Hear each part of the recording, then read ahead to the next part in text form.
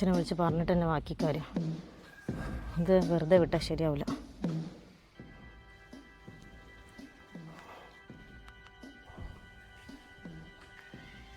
ആ ഹലോ, അച്ഛൻ തിരക്കിലാണോ? ആ മോളാ, ഇത്തിരി തിരക്കിലായിരുന്നു. ഓഫീസിൽ പോകാൻ നിൽക്കാനു. എന്തേ പറഞ്ഞോ? ആ അച്ഛൻ, എനിക്കൊരു കാര്യം പറയാണ്ടായിരുന്നു.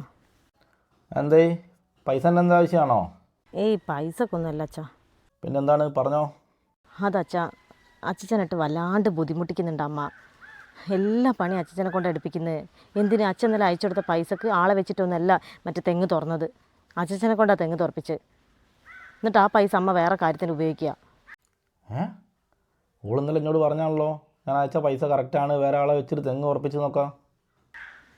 ഇതൊന്നും ഞാൻ പറയണ്ടാന്ന് വിചാരിച്ചതാ. അല്ല മോളെ, ഇങ്ങനെയൊക്കെ ഉണ്ടെങ്കിൽ ഇനി ഇതൊന്നും നേരത്തെ ഇന്നെ വിളിച്ച് പറയണ്ടേ? എനിക്ക് പറയാൻ തോന്നിയില്ല, കാരണം ഇനിയിപ്പോൾ വെറുതെ ഒരു പ്രശ്നം ഉണ്ടാവാൻ വെച്ചിട്ട് പറയണ്ട വെച്ച്. പക്ഷേ ഇത് കണ്ടു നിൽക്കാൻ എനിക്ക് ആവില്ല വെച്ചാൽ, അതുകൊണ്ടാണ്. ഞാൻ വിളിക്കുമ്പോഴേക്ക് ഓളുന്നാലും അച്ഛന് ഭയങ്കര ഉഷാറിലാണ്, വേറെ കുഴപ്പമില്ല നോക്കിയാണല്ലോ പറയൽ. എനിക്കത് വിശ്വസിക്കല്ലാണ്ട് വേറെ ഞാൻ ഇപ്പം എന്ത് ചെയ്യാനാ? എനിക്കറിയാം, അമ്മ വിളിക്കുമ്പോൾ അച്ഛനെ നല്ലോണം സോപ്പിട്ടിട്ടാണ് സംസാരിക്കുന്നതെന്നോ അച്ഛനെ നല്ലോണം നോക്കുന്നുണ്ടെന്ന് പറയുന്നതൊക്കെ ഞാൻ കേൾക്കലുണ്ട്. പിന്നെ മിണ്ടാണ്ട് നിൽക്കല. അപ്പോൾ അങ്ങനെയൊക്കെയാണ് അവിടെ കാര്യങ്ങൾ നടക്കുന്നത് അല്ലേ? ആ അച്ഛാ, ഇതാണ് സത്യം. അല്ല, നേരത്തോടെ ഞാൻ അമ്മേനെ വിളിച്ചതാ, അച്ഛൻ എന്തോ ചക്ക തിന്നിക്കുന്നോ, ചക്ക തിന്ന് മയക്കം വന്ന് കിടക്കാന്നൊക്കെ പറഞ്ഞ്. ചക്ക തിന്നിട്ട് അച്ഛന് മയക്കം വന്നോ?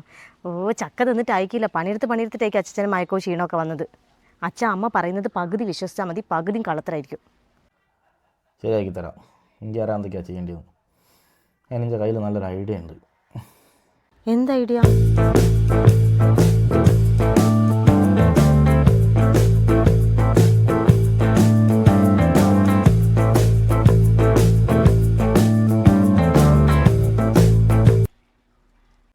എങ്ങനെയുണ്ട് മോളെ അച്ഛൻ പറഞ്ഞ കാര്യം?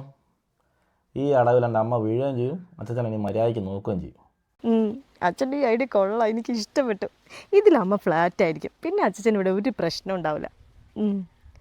ആ ശരി അച്ഛാ, ഞാനിപ്പോൾ തന്നെ കോളേജിൽ നിന്ന് വരുന്ന വഴിയാണ്, ലേറ്റായിട്ടുണ്ട്. വരുന്ന വഴിക്കല്ല അച്ഛൻ ഈ പണിയെടുക്കുന്നത് കാണുന്നത്. അപ്പോൾ തന്നെ വിളിച്ച് പറയണം തോന്നി. വേഗം വിളിച്ച് ഈ കാര്യം ഒന്ന് പറ അച്ഛാ.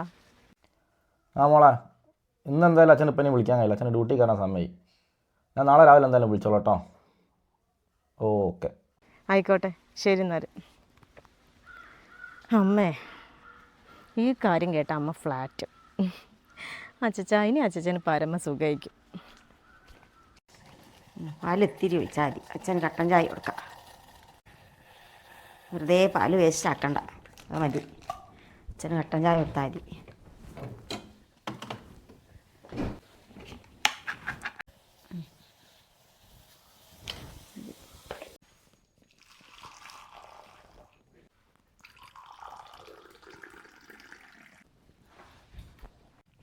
ഞാൻ കുടിക്കട്ടെ, എന്നിട്ട് കൊണ്ടു കൊടുക്കാം.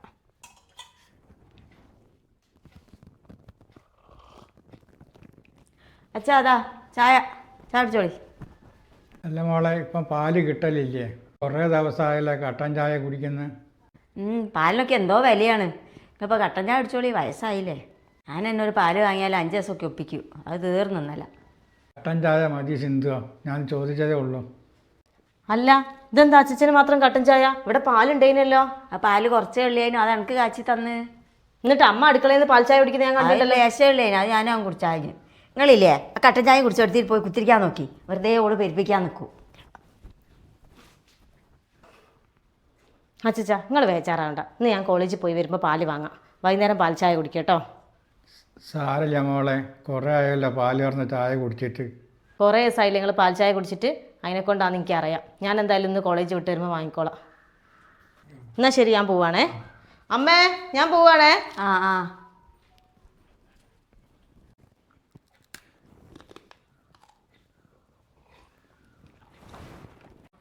സിന്ധു, ചായക്ക് കൂട്ടാൻ റൊട്ടിയോ റസ്കോ എന്തെങ്കിലും ഉണ്ടോ? ഓ, വിളിക്കുന്നുണ്ട്. ഇവിടെ ഒന്നുമില്ല കടി കൊടുക്കാൻ, വേണേ കുടിച്ചോട്ടെ. എന്താണിതേ, കടി വടി ഒന്നുമില്ല, ഒക്കെ തീർന്ന്.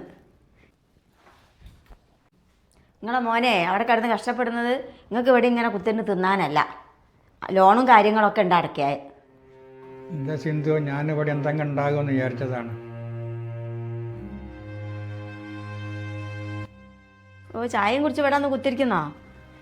ഞാനേ കുറച്ച് മലയിൽ നിന്ന് വിറകൊക്കെ എടുത്തുകൊണ്ടിട്ട് അതൊക്കെ ഒന്ന് എടുത്ത് വയ്യിൽ കൊണ്ടുപോയി ഒതുക്കി വെക്കണം. ഞാൻ ഒതുക്കി വെച്ചോളാം, വെയിൽ താന്നിട്ട്. എന്തിനാ വെയ്ത്താ നിൽക്കുന്നേ? ഇപ്പം തന്നെ അങ്ങ് എടുത്ത് വെച്ചേക്ക്. വൈകുന്നേരമായി ഞങ്ങൾക്ക് ക്ഷീണവും കുഴക്കും ഒക്കെ വരും. ആ എന്നാലിപ്പോൾ എടുത്തേക്കാം. ആ എന്നാ നടന്നോടി, ഞാൻ ഇത്തിരി കിടക്കട്ടെ.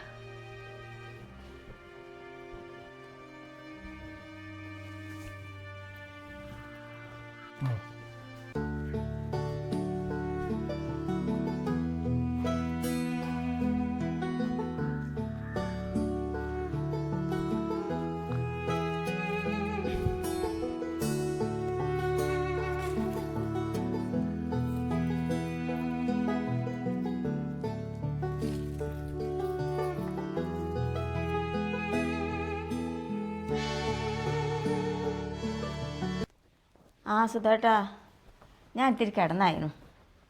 ആ അച്ഛനും കിടക്കുക. എല്ലാം പണിയെല്ലാം കഴിഞ്ഞപ്പോൾ എന്തോ ഒരു ക്ഷീണം പോലെ, അന്നേരം ഞാൻ ഇത്തിരി കിടന്നായിരുന്നു. എന്തേ സുധേട്ടാ, എന്തേ പ്രശ്നമുണ്ടോ? നിങ്ങൾ ജോലിയൊന്നും പോയിട്ടില്ലല്ലോ? ജോലി പോയ കാര്യമൊന്നുമല്ല ഞാൻ പറയാൻ വന്നത്. നിനക്കറിയാലോ നമ്മളെ ജയിലിലെ കൊയിലാണ്ടിലൊക്കെ സ്ഥലം അച്ഛന്റെ പേരിലുള്ളത്. അച്ഛൻ്റെ പേരിലാ അതൊക്കെ? നിങ്ങളെ പേരിലല്ലായിരുന്നു? അതൊക്കെ അച്ഛന്റെ പേരിലാണ് കാര്യമില്ല ഇതുവരെ. നിനക്കൊരു ബോധമില്ലടോ. ഞാനെന്നാ വിചാരിച്ച അതൊക്കെ നിങ്ങളെ പേരിലാന്നാ. അങ്ങനെയല്ല, അച്ഛന്റെ പേരിലാണ്. അച്ഛൻ ഇഷ്ടപ്പെടുന്നവർക്ക് അത് എഴുതി കൊടുക്കുള്ളൂ കേട്ടോ മോളെ. അയ്യോ അങ്ങനെയാണോ? ആടോ, അതാ പറഞ്ഞത്. ഇനിയിപ്പൊ അച്ഛനെ നല്ലപോലെ നോക്കേണ്ടത് എനിക്കറിയാം. എന്നാലും ഇനിയിപ്പോ നോക്കുന്നതിനേക്കാൾ നല്ലോണം നോക്കണം. അയ്യോ, ഞാൻ അച്ഛനെ നല്ലോണം നോക്കുന്നുണ്ട്. എന്നാലും ഞാൻ നല്ലോണം നോക്കും. ഞാൻ ഇപ്പൊ നോക്കുന്നതിനേക്കാൾ രസമായിട്ട് നല്ലോണം നോക്കണം. അച്ഛന് ഇഷ്ടം വരണം, എന്നാലേ നമ്മളെ പേരിലേക്ക് അത് കിട്ടുള്ളൂ. അതെന്നാലും അച്ഛനെ നല്ലോണം ഞാൻ നോക്കൂ. നമുക്ക് കിട്ടുമല്ലോ, മോളെ പേരിലൊക്കെ എഴുതി വെക്കേക്കൂ. പെങ്ങന്മാർക്ക് ഞാൻ കൊടുക്കാൻ സമ്മതിക്കൂല. ആടോ, നേരത്തെ എന്റെ നാത്തും വിളിച്ചിട്ടുണ്ടായിരുന്നു. എനിക്ക് ചെറിയൊരു സൂചന കിട്ടിക്ക്. അതുകൊണ്ടാണ് എന്നെ ഇപ്പൊ തന്നെ വിളിച്ചു പറഞ്ഞേ. അതുകൊണ്ടാ പറഞ്ഞത്, പൊന്നു പോലെ നോക്കിക്കൊള്ളു അച്ഛനാ. അച്ഛൻ എന്താ വേണ്ടി അച്ഛനൊക്കെ ഇഷ്ടം പോലെ തന്നെ നിന്ന് കൊടുക്കട്ടോ. അതെന്തായാലും ഞാൻ ചെയ്യും സുധേട്ടാ. ഞാനിപ്പം പൊന്നുപോലെ നോക്കുന്നുണ്ട്, എന്നാലും അതിൻ്റെ ഇരട്ടി ഞാൻ നോക്കൂ. എന്താ വെച്ചാൽ ഞാൻ ഇപ്പൊ പണിത്തിരക്കിനുള്ളിൽ കൂടെ വിളിച്ചതേ അർജന്റ് കാര്യം കൊണ്ടാണ്. എന്നാ ശരി, ഇനി പണിക്ക് കയറാൻ സമയട്ടോ. ആയിക്കോട്ടെ സുധേട്ടാ, എന്നാ നിങ്ങൾ വെച്ചോളി. അച്ഛൻ എവിടെയാന്ന് നോക്കട്ടെ ഞാൻ. ആയിക്കോട്ടെ. എന്നാ ആയിക്കോട്ടെ, ശരി ശരി. അയ്യോ, അച്ഛൻ എവിടെയാണുള്ളത്? അയ്യോ, അച്ഛൻ വിറകെടുക്കാൻ പോയതാ. അച്ഛൻ നിങ്ങൾ വിറകൊന്നും എടുക്കണ്ട, ഞാൻ വരാം. നിങ്ങൾ വിറകൊന്നും എടുക്കണ്ട. വിറകൊന്നും എടുക്കണ്ട. അയ്യോ, നിങ്ങൾ വിറകൊന്നും എടുക്കണ്ട. അവിടെ വെച്ചേക്ക്. അതൊന്നും എടുക്കണ്ട. എന്താ സിന്ധു പറ്റിയേ? എന്താ സിന്ധു? ഒന്നുമില്ല. എന്താ സിന്ധു കാര്യം പറയും? ഒക്കെ ഞാൻ പറഞ്ഞുതരാം. നിങ്ങൾ ഇവിടെ കയറിയിരിക്കി. കയറിക്കോളി. അല്ലേ അവിടെ ഇരുന്നോളി. എന്താ പെട്ടെന്ന് വന്ന്? അതച്ഛാ, വെയിലല്ലേ, നിങ്ങൾ ക്ഷീണം വരും. അതുകൊണ്ട് വിറകൊന്നും നിങ്ങൾ എടുക്കാൻ പോകണ്ട. അതുകൊണ്ടാ. എനിക്കെന്താ പെട്ടെന്ന് പറ്റിയത്? എനിക്കൊന്നും പറ്റിയിട്ടല്ലേ. അത് പോയി കിടന്നപ്പോൾ എനിക്ക് എന്തോ ഒരു വേജാറ് പോലെ. നിങ്ങൾ വെയിലത്ത് വിറകെടുത്തിടല്ലേ എന്ന് വിചാരിച്ച്. നിങ്ങൾ ഇവിടെ ഇരിക്കും, ഞാൻ ലേശം പാൽച്ചായ എടുത്ത് വരാം. അതിനോടെ പാലില്ലല്ലോ സിന്ധു. അല്ല, ഒരു ഇത്തിരി പാൽ ഇവിടെ ഉണ്ടായിരുന്നു, അതുകൊണ്ട് ചായ വെച്ച് തരാം. എന്നാ ആയിക്കോട്ടെ, ഒരു ചായ എടുത്തോ. നപ്പ വരെ. ഈ പഴവും ചായയും കുടിച്ചോളി. ഇവിടെ പഴമൊക്കെ ഉണ്ടായിനോ? അതില്ലേ, രാവിലെ ആ ഗീതൻ്റെ മരുവളാർന്ന് കൊണ്ടുപോകുന്നതിന് ഇഞ്ഞോടതങ്ങ് മറന്നുപോയി, അതാണ്.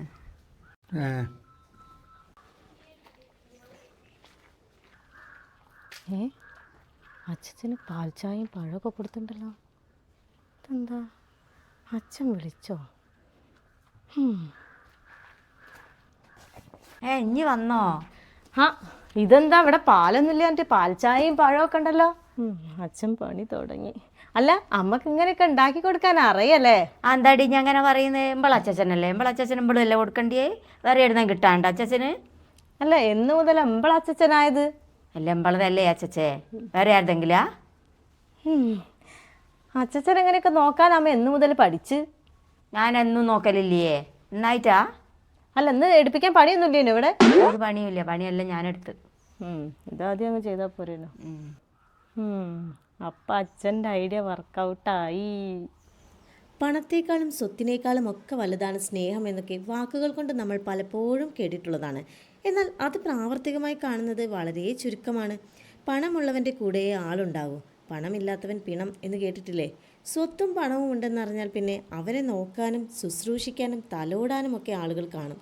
ഒരു ശ്വാസം നിലച്ചാൽ തീരാവുന്നതേയുള്ളൂ ഇതൊക്കെയെന്ന് ഇനിയും മനുഷ്യർ മനസ്സിലാക്കുന്നില്ല. ഇനിയുള്ള തലമുറയ്ക്കെങ്കിലും ഇതൊക്കെ മനസ്സിലാക്കാൻ സാധിക്കുമെന്ന വിശ്വാസത്തോടുകൂടെ ഞങ്ങളുടെ അച്ചാച്ചൻ എന്ന വീഡിയോ പാർട്ട് 2 കൂടി ഇവിടെ അവസാനിക്കുകയാണ്. വീഡിയോ ഇഷ്ടമായാൽ നിങ്ങളുടെ വിലയേറിയ അഭിപ്രായങ്ങൾ കമൻറ്റുകളായി രേഖപ്പെടുത്താൻ മറക്കല്ലേ. അടുത്ത വീഡിയോയിൽ കാണുന്നവരെ signing off Minu Stokes. Thank you for watching.